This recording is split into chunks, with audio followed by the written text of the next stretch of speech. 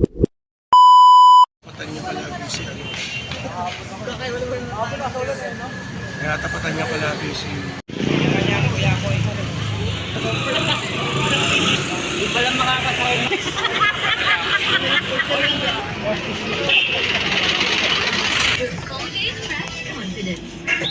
Sa laro, hindi talaga may iwasang mapawisan at maputikan.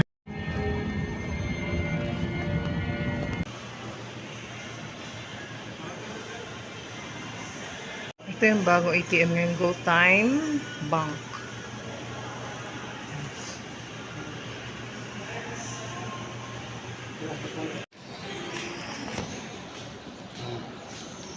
Siyempre.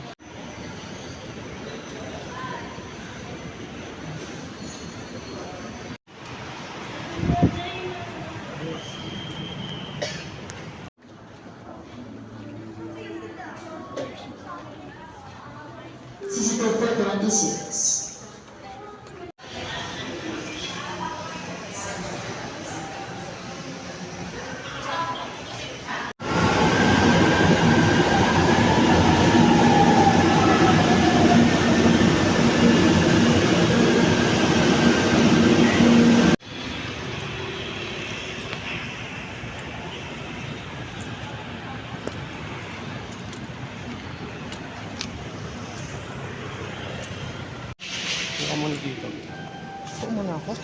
Doon tayo para hindi ka napapansin. Bakit bawal? Hello everyone. Dito pa sa opisina ni Mr. Samahan ko siya kasi magpapalit siya ng keyboard.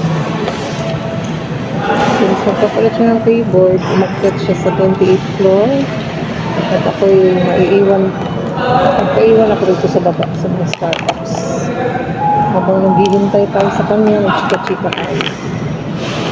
So yun na nga. Thank you po sa mga bumati sa akin, sa aking birthday. At shout out sa lahat ng mga kaibigan ko na bumati sa akin. Sa FB, mga nag-PM. Dito sa iilang friendship natin dito sa YT. Bumati rin sa akin. Salamat sa inyong lahat. At ngayon nga, tuwang-tuwa rin ako dahil meron akong isang kaibigan sa Canada na nagbigay sa akin ng blessing. Nakita niya, sabi niya na magpapadala raw siya sa akin agad, kaya ako tuwang-tuwa. Magpadala siya sa akin ng pang-cake daw.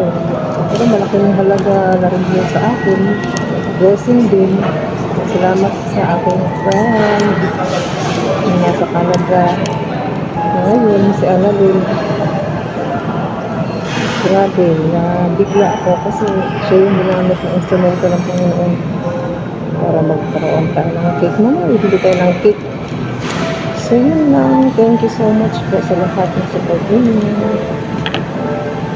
Ayan, binanasan ko ng aking salamin para makita ko kayo. So ayan. Labas na kami.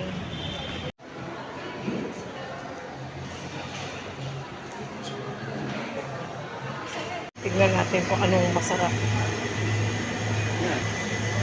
Tingin lang naman. Tingin lang naman.